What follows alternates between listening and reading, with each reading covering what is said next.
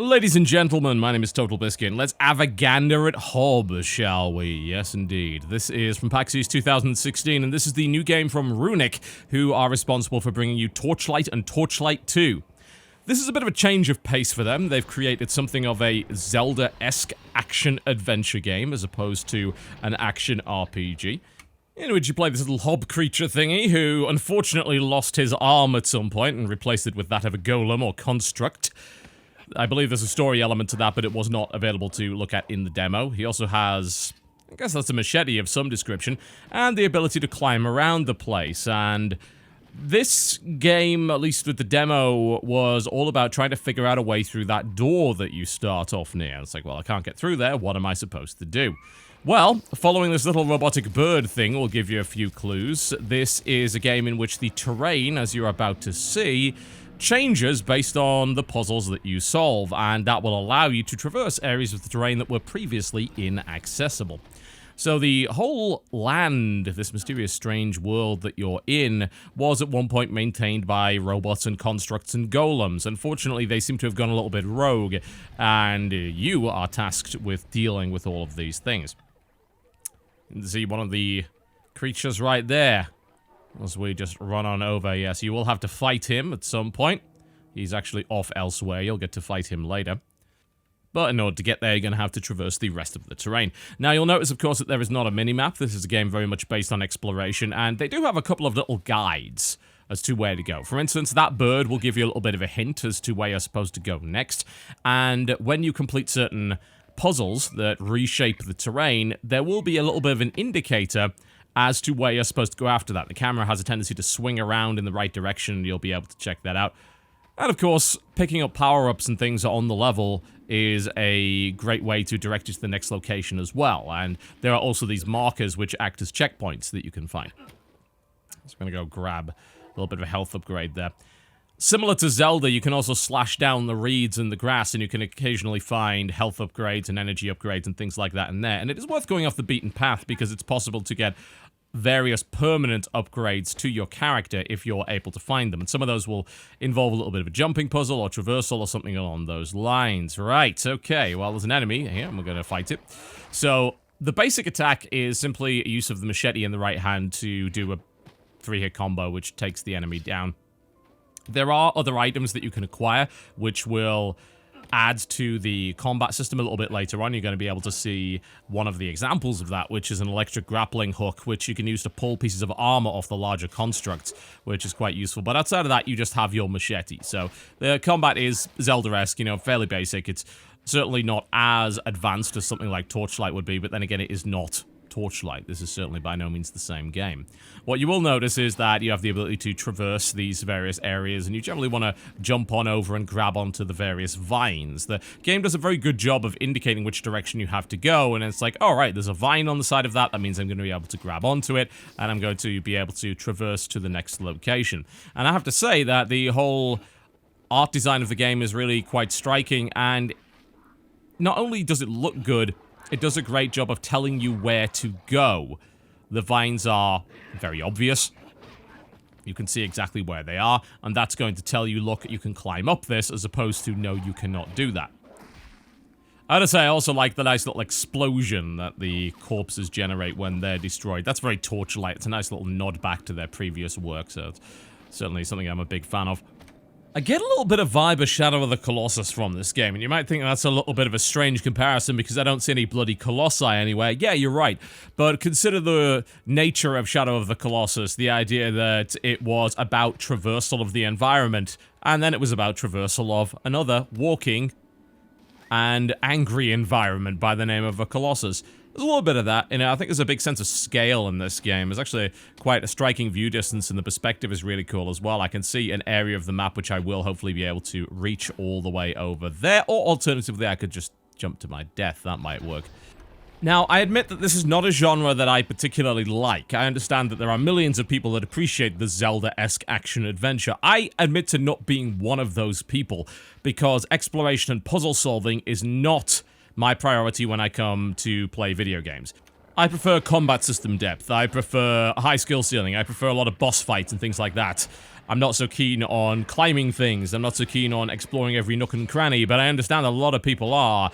And what I was surprised by at the end of this demo is that I enjoyed the experience of exploration, and a lot of that came down to just how well the demo was designed.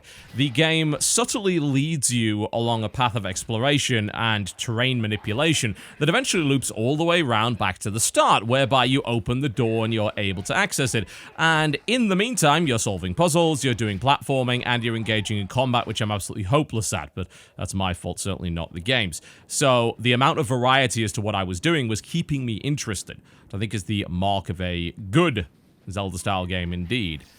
And the subtle hints to direct me to where I was going were very, very helpful, because I am hopeless when it comes to navigation. You notice the little robo-bird there flew down there. It's like, that's where you gotta go next. Like, alright, I need to figure out exactly how to activate this thing. I'm gonna grab some health from inside the bushes where it was mysteriously hiding. Gotta figure out the puzzle in order to access this next area. A lot of block pushing going on, a lot of easy puzzle manipulation. Nothing too complicated. I imagine the game's going to get a lot more complex as you go along, but there wasn't anything in particular that flummoxed me for too long. This is not Riven, thankfully. I'm very, very happy about that particular fact. But you gotta admit, it's so beautiful watching the world sort of rearrange itself and reshape itself thanks to all of the work that you're doing. There's a feeling of genuine job satisfaction, which I think a lot of people would quite like in their daily careers. So if you want job satisfaction, play the hob. Fix the world, as it were. I gotta admit, in terms of the aesthetic, I also like what I would sort of describe as ancient technology. Something a little bit something a little bit arcane, unusual. It's almost like magic, and yet you can clearly see the mechanical aspects to it built into the stone and very ruins around you. There's a certain appeal to that. There's a certain mysticism, which I think is extremely interesting. It makes me want to know more about the world. I got a little bit of a God of War timed jumping section right here. You've got to activate this, and then you've got to drop down and hopefully not die. As a screw up, let's go and try and do that one again, shall we? Give that another shot. Didn't quite do that correctly. Alright, hop onto that. Check the pad over here. Activate the pad, which you can see will activate the conveyor belt, which moves that blue cube along. Wait for the cube to come along once we've slid over. Activate that. There we go. That activates that because the cube activated the switch. Then climb right back up, and we can push the cube into place, which will open up the door. Satisfying little platforming puzzle. Nothing too complicated, but well executed nonetheless. Nothing particularly new, certainly, but again, well executed, and you've got to admire the game for that. The game actually has a surprising amount of polish, both in terms of its visual aspects and its controls. It didn't feel particularly clunky. It actually felt rather responsive and smooth. Didn't really have too many problems either with the combat or with the platforming, and that's always a good thing. Let's just give it a little bit of a shove over there. Not quite. Get it in. And I've never been the world's biggest fan of block pushing puzzles, I have to admit, but I can recognize a good one when I see it. And there's a certain amount of satisfaction in making a block go in the correct place, isn't there? There you go, and I love the quality of those animations, and just watching everything fall into place is just a wonderful bit of punctuation on the top of a puzzle solved, a job well done, I suppose. It's such a pretty game too, good lord. Now, this will allow you to see where to go next. You can see all of the terrain moving around here. And soon I'm going to acquire the grappling hook item, which is going to give me a little bit more traversal ability, but I just want to show you this, because this is cool. And I just push this switch around and watch the entire world rearrange itself. There we go, and those previously inaccessible areas, well, not so much anymore. We're slowly repairing the world as we go. Unfortunately, it seems to be covered in horrible purple gunk, so maybe that's something we want to work on a little bit. Oh, and hey! Look, I can get back to where I was now, because there's a giant land bridge this time around. Although we do want to avoid those large tentacle things. Well, that's Bambi dead. Sorry, Disney. Just gonna quickly roll under there. There we go. Much, much better. And into the cave we go. What is inside? Nobody knows. I think we will find ourselves a new item. A grappling hook, perhaps. Wonderful cave area. I wonder if there's lots of scale in this game. I think it's down to the perspective in particular. They can show a lot of stuff which is much, much deeper than where you are while still keeping a focus on your character, which you got to admire. And lovely red glow on both the terrain and the character here. Delicious. That's what I like to see. Alright, let's find this grappling hook. In the game, you're going to find different upgrades. You have to shove your arm into these little terminals, and they will give you some upgrades. In this case, the electric grappling hook that you're given here is not only a traversal item, but it's also a combat item. It's going to let you grab onto any of the electric nodes. Traversal is extremely easy, although you will be tasked occasionally with doing kind of timed grappling puzzles and also grappling from node to node. You grapple onto one, then you can let go of it and quickly grapple onto the other. Just trying to get a hang on that. I believe there's a secret over here, which is why I'm trying to grab onto this. You grab onto it, and then you jump up on the top of this pillar, and then head over to the right. Nice little secret hidden over there. There we go. And that is a energy upgrade, I believe, so we're going to grab a hold of that. I do like the way that the game rewards exploration. I think that's kind of vital in a Zelda-esque game. I don't think that it would be much of a Zelda game without the exploratory aspect of it. There we go. And hop, skip, and a jump, up we go. If I do have a criticism of it, I would say that while it is obviously a good effort at creating a Zelda-esque game, it, at least in terms of its mechanics, doesn't really differentiate itself all that much. I mean, that's literally a hook shot, you know, that's not particularly different. But you could argue that the terraforming aspect of the puzzle solving is. So while you're not really differentiating yourself too much mechanically, you do have this entirely new aspect to world building and also that nice satisfying element of solving the puzzles and fixing the world as you go. Give him credit for that. Plus, it's also worth bearing in mind, Zelda isn't on PC. So, as much as you might say, why didn't you just play Zelda? It's like, well, why didn't you bring Zelda to PC? Because you didn't. And it's never gonna be on PC, so I think it's fair to try and play something else instead. And there's nothing wrong with making a good Zelda-esque game, which has a few unique aspects in and of its own right. Alright, let's do a little bit of a boss fight, shall we? Because I did mention that there is a little bit of combat in this game. It's not too much in the demo. I'd certainly like to see it expanded, no doubt about that. Well, this looks very pleasant. Everyone's having a great time. Oh. Perhaps not. So we're going to fight this construct/golem thingy, and using the grappling hook, you can rip off its armor, which will allow you to attack various elements of it. Outside of that, it's going to be telegraphing most of its attacks, which is exactly what you'd expect. You have a basic dodge roll with the invincibility frames, which is going to let you roll out of the way of those attacks. And otherwise, it's just kind of hack away with your machete at it. That's what I want to see in the full game. I want to just see this combat system expanded in some way.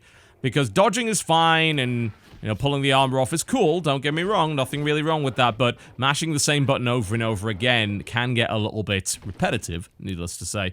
So hopefully there'll be a little bit more complexity there, but I've got to love the amount of detail that there was in the animations of that creature, just as it slowly tries to push itself to its feet and then expires. It's just those little details that make the game world really feel alive and indicate that there's a lot of tender loving care in this game from a studio that's got a good amount of experience but wanted to try something different, wanted to spread its wings in a different direction.